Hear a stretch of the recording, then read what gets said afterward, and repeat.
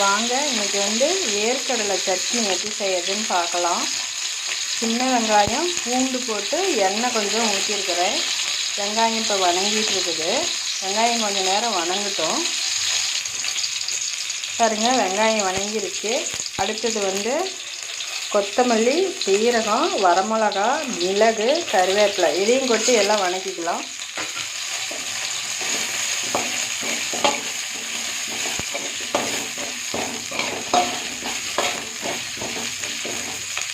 சும்மா கொஞ்ச நேரம் வணங்கினா போதும்.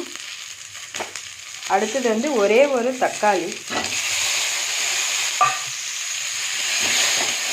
இதையும் கொட்டி வணக்கிக்கலாம். தக்காளி கொஞ்சம் நேரம் வணங்கட்டும். பாருங்கள், தக்காளி கொஞ்சம் நேரம் வணங்கிடுச்சு.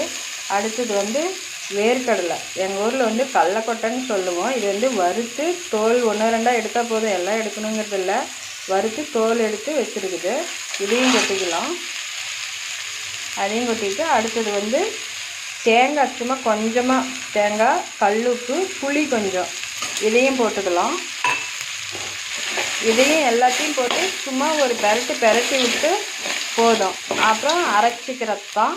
அரைச்சிட்டு இட்லி, தோசை, சாப்பாடு எது கூட வேணாலும் சாப்பிட்லாம். நல்லாயிருக்கும். நீங்களும் செஞ்சு சாப்பிட்டு பாருங்கள். அப்புறம் என்னோடய வீடியோ பார்த்ததுக்கு நன்றி.